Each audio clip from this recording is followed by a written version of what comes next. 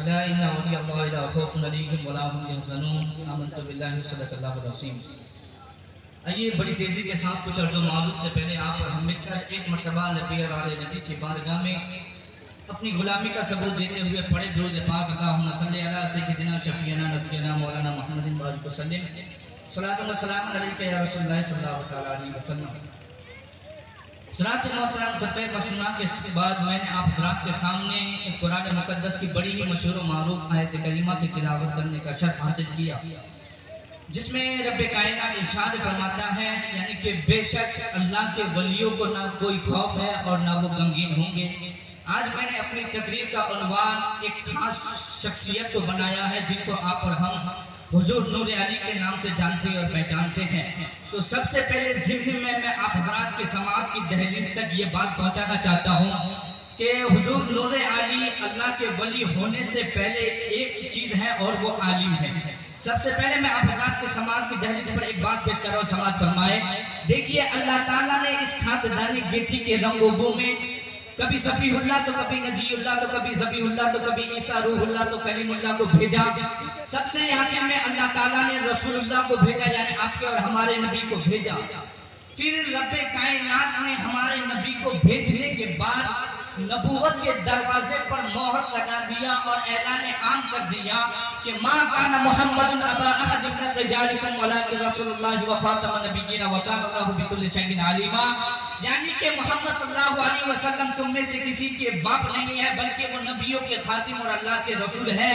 اور ایک بات سماعت فرمائیے، خود حضور علیہ السلام نے ارشاد فرمایا کہ قرب قیامت عابد لوگ ظاہر ہوں گے، امانت داروں کی قلت ہوگی، خیانت داروں کی کثرت ہوگی، عورتوں کی مردوں کے ساتھ، مردوں کی عورتوں کے ساتھ مباشرت ہوگی، یعنی کہ لوگ زناکاریاں عام ہو جائے گی، شراب نوشی عام ہو جائے گی۔ نبی کے آنے کے بعد تو کسی نبی کے آنے کا ذکر نہیں ہے، لیکن گناہوں کا ذکر ہے، خرافات کا ذکر ہے۔ آخرکار آپ کے مائنڈ میں ایک سوال ابھر رہا ہوگا، ان کو ہدایت اور گامزن کرے گا کون؟ تو سن لیجئے، اللہ کے نبی نے فرمایا العلماء ورثۃ الانبیاء، اور دوسری جگہ ارشاد فرماتا ہے العلماء امتی کا انبیاء بنی اسرائیل، یعنی کہ میرے نبی کے علماء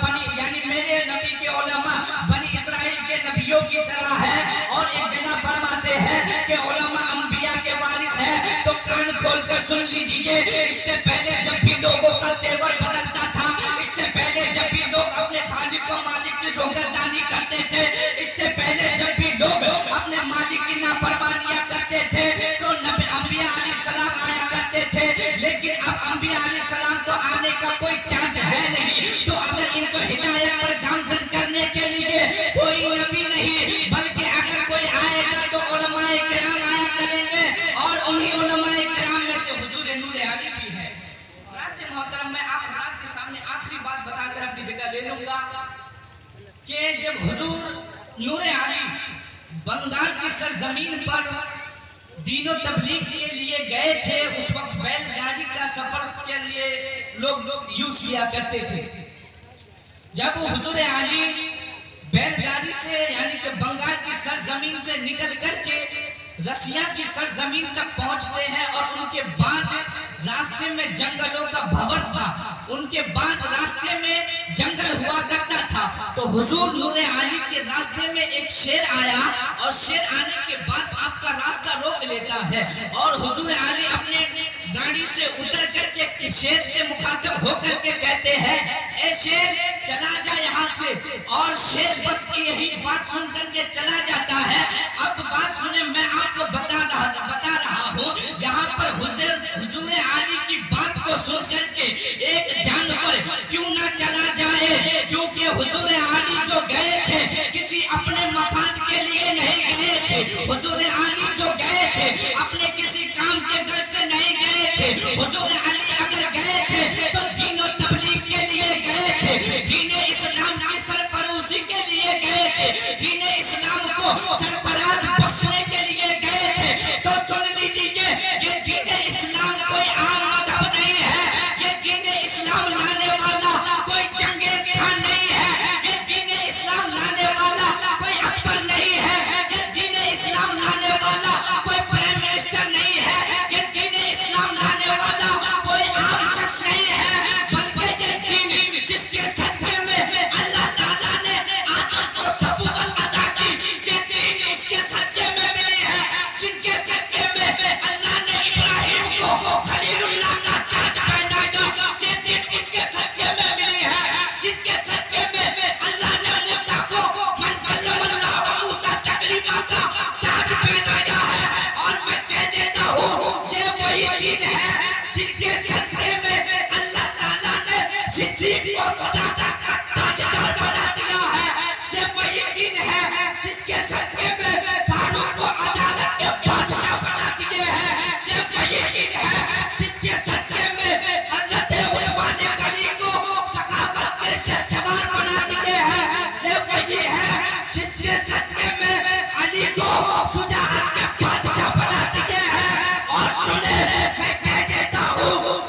سچے میں جب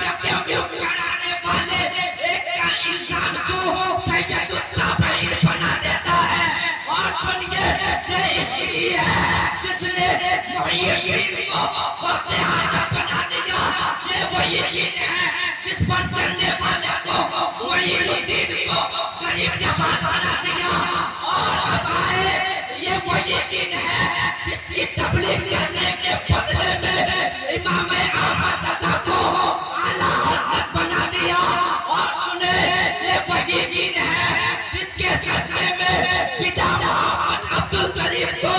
مولانا سمرقندی بنا دیا. یہ وہی دین ہے جس کے سلسلے میں حضور علی کو حضور علی بنا کر چمکا دیے ہیں. تو اسی لیے تو اعلیٰ حضرت کہتے ہیں کہ زمین و زمان تمہارے لیے, مکین و مکہ تمہارے لیے, چنین و چنا تمہارے لیے, بدر میں ہے جا تمہارے لیے, اور ہم آئے یہاں تمہارے لیے, اور اٹھے بھی بات تمہارے سبحان اللہ. تمہارے لیے. حضرات محترم, میں اپنی گفتگو کو یہی سے اختتام کرتا ہوں. وما علینا بلا السلام. وعلیکم